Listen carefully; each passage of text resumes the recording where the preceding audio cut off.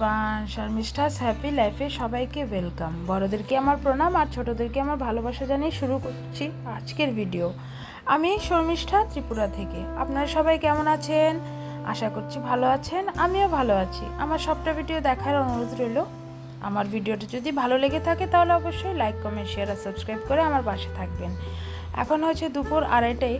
আমরা সব রেডি হয়ে গেছি, সব বলতে আমি, আমার হাজব্যান্ড, আমার মেয়ে রেডি হয়ে গেছি। একটা পার্কে যাব, যার নাম হলো অক্সিজেন পার্ক। অনেক আগেরই আমার মেয়ে ইচ্ছে ছিল, পরীক্ষা থাকে, স্কুল থাকে, টিউশন থাকে, তাই যেতে পারছিলাম না। যেহেতু এখন স্কুলটা বন্ধ আর কোনো এক্সামের চাপও নেই, তাই ভাবলাম গিয়ে একটু ঘুরে আসি। মেয়ে তো অনেক দিন আগে থেকে বলছিল।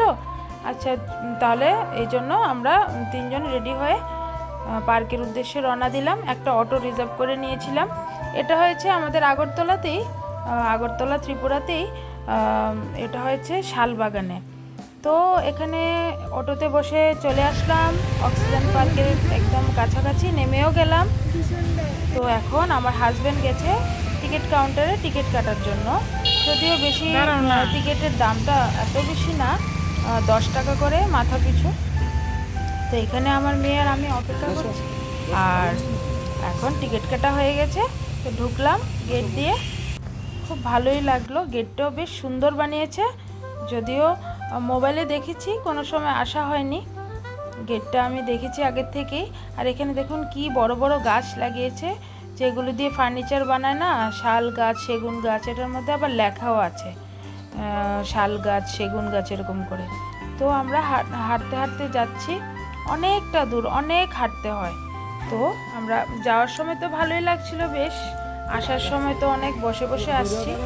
আর মধ্যে দিয়ে আমার মেয়েও বসে গেছে। এখানে দেখুন কি সুন্দর বাগ বানিয়ে রেখেছে, যেরকম আসল আমার মেয়ে আবার একটু বসে ফটোশুটও করলো। আমরাও অনেক ফটো তুলেছি, খুবই ভালো লেগেছিল কালকে। ওয়েদারটা যেহেতু একটু ঠান্ডা ঠান্ডা ছিল, কোনো গরম লাগেনি, ভালো লাগছিল। কোনো সময় আসিনি, মেঘলা মেঘলা ওয়েদার ছিল তাই। Oxygen park. আর এখানে হাঁটছি আর চারিদিকে খালি জঙ্গলই জঙ্গল। অক্সিজেন পার্ক তো এটা কি বলা হয়, খালি গ্রিন গ্রিন। এটা ভালো অক্সিজেন পেয়েছি কালকে আমরা, বেশি বছর হয়নি আমরা। আর এখানে দেখুন স্নেক অফ ত্রিপুরা, এটার মধ্যে আঁকানো আছে, যদিও নেই এখানে। আর এখানে খুব সুন্দর করে সূক্ষ্ম কাজ দেখুন পাখিগুলো বানিয়েছে জঙ্গলের মধ্যে। পাখি এগুলো মনে হয় পিজন বানিয়ে রেখেছে। আবার আমার মেয়ে এখানে এসে বসলো, একটু রেস্ট নিচ্ছে, তারপরে আবার যাচ্ছিল। এরকম করে করে আমরা পুরোটা পার্ক ঘুরে এসেছি। আর এখানে দেখুন একটা পিগ ছিল, শূকর যাকে বলে, ওইটা দেখে আমার মেয়ে বলছিল ওর বাবাকে, যাও তুমি এখানে ধরে ওটাকে ধরো, আমি ফটো তুলি।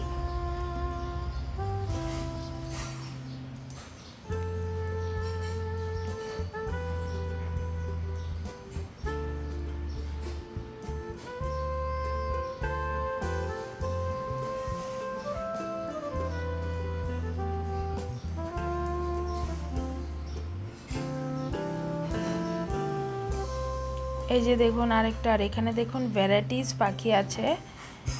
পাখিগুলো খুব সুন্দর ছিল, একদম ছোট ছোট কালারিং পাখিগুলো থাকে না, এটার নাম আমি ঠিক বলতে পারছি না, একদম টিয়ার মতো দেখতে। এই যে দেখেন এখানে হোয়াইট কালারের ছিল, ঠোঁটগুলো একদম পিঙ্ক পিঙ্ক কালারের। আর আরেক রকমও ছিল, উপর দিয়ে একদম মাথার উপর একটা ঝুপটির মতো ছিল। খুব সুন্দর পাখিগুলো। এই যে দেখুন হোয়াইটের মধ্যে ইয়েলো, তারপর অনেক কালারই ছিল।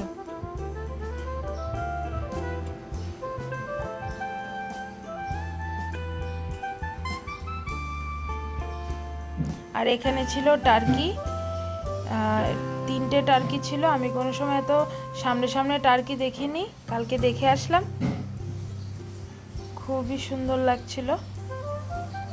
যদিও আমি ভয়েস ওভার পরে দিচ্ছি, এই জন্য আমি পরের দিন এডিট করছিলাম, তাই কালকে বললাম। এই যে দেখুন এখানে পাখিগুলো কি সুন্দর, ওদেরকে খাবার দিয়েছে, ওরা খাচ্ছে। অনেকগুলো কালারের, ইয়েলোর মধ্যে রেড কালারগুলো খুব সুন্দর লাগছিল।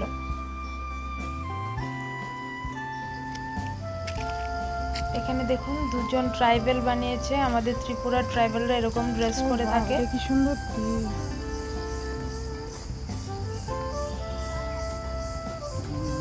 ভিতরে ঢুকে। আর এখানে আবার চলে এসেছি, এখানে বড় বড় গামলার মধ্যে জল রেখে দিয়েছি, জল পদ্ম গাছ লাগিয়েছিল, একটাও পদ্ম গাছ দেখতে পাইনি। আর সাইডে ধনেশ পাখিগুলোকেই বলে মনে হয়, ধনেশ পাখির মতো খুব সুন্দর বানিয়ে রেখেছে। আমার যদি ভুল হয় তাহলে আমাকে ক্ষমা করবেন, আমি অতটা নাম জানি না, যেটা জানি সেটাই বলেছি। আর এখানে 3-4টের মতো গামলা ছিল, ওটার মধ্যে যদিও মনে হয় ফুল ফোটা বন্ধ হয়ে গেছিলো, ধনেশ পাখি এই জন্য কোনো একটা মানে একটাও ফুলই দেখতে পাইনি, একটা ফুলও ছিল না। অনেক বড় বড় গাছ ছিল। আর এখানে বসে বসে আমার মেয়ে আবার একটু ফটোশুটও করছিল, আমরাও করছিলাম।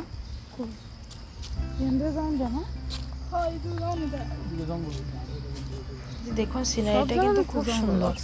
আর এখানে বেশিরভাগ ছিল বাঁশ গাছ, গাছের ঠাল। আর একটা গাছ দেখুন বিশাল বড় একটা গাছ ছিল। আর এখানে এই সাইডের মধ্যে যেখান দিয়ে আমরা আসছি এখানে বাঁশ গাছ ছিল, ওইখান থেকে ঘুরিয়ে আমরা এসেছিলাম। ভ্যারাইটিস ধরনের বাঁশ গাছ ছিল। আর এখানে ছিল একটা গার্ডেন, অর্কিডারিয়াম, এখানে অর্কিড গাছের বাগান ছিল। মানে কি বলবো, এত অর্কিড গাছ ছিল।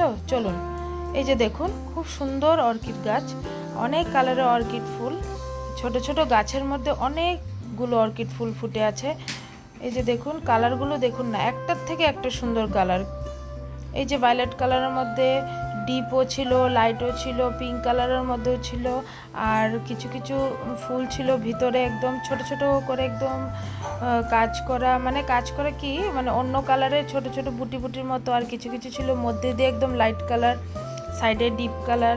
আর ওরা ওদের সঙ্গে কথা বলছে, যারা এই গার্ডেনটা দেখাশোনা করে, ওরা ওদের সঙ্গে কথা বলছে যে এগুলো কি জানেন তো, এগুলো নারকেলের যে ছোলা থাকে না ওটা, আর কয়লা দিয়েই হয়, মাটি মাটির কোনো কিছু লাগে না। আমাদের বাড়িতেও আছে একটা। তো আমার হাজব্যান্ড জিজ্ঞেস করছিল আপনারা কিভাবে এগুলো জল টল দেন না, কেউ বলছে জল দেই কিন্তু অনেকটা কম, বেশিরভাগ মেডিসিনই দেই। মেডিসিনটা ওরা সপ্তাহে 4 দিন মেডিসিন দেয়। আর একটা গাছের মধ্যে কতগুলো ফুল ফুটে আছে আপনারা দেখুন। আর সব সাইজের ফুল আছে কিন্তু, একদম ছোট ফুলও আছে, একদম বড় ফুলও আছে, তারপরে মিডিয়াম সাইজের ফুলও আছে। এখানে আমরা অনেকগুলো ফটোশ্যুট করেছি।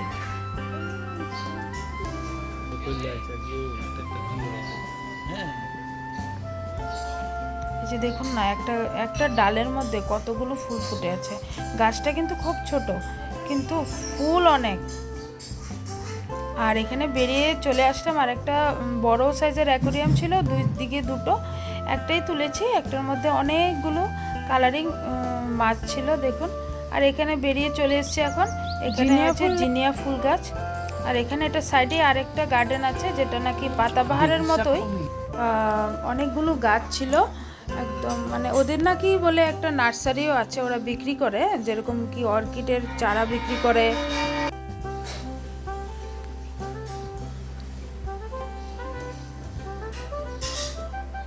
এটার থেকে আবার এই গার্ডেনটা থেকে বেরিয়ে এবার দেখলাম কি এখানে অনেকগুলো খরগোশ আছে, অনেক কালারের, কিছু কিছু পিঞ্জরার মধ্যে ঢুকে আছে, আর কিছু কিছু বাইরে ওদেরকে ঘাস দিয়েছে। এটা তো বাইরে দিয়ে একটা নেটের মতো দেখছেন, ভিতর দিয়ে আবার একটা নেটের মতো ঘর আছে, ওরা থাকার জন্য ঘাস দিয়ে রেখেছে। এখন আমরা দেখা মোটামুটি কমপ্লিটই, মানে শেষই বলতে পারেন। এখন আমরা আবার চলে আসছি মানে যাওয়ার উদ্দেশ্যে, বেরিয়ে পড়বো এখন। এখানে আবার বানর আছে দেখুন, চশমা বানর।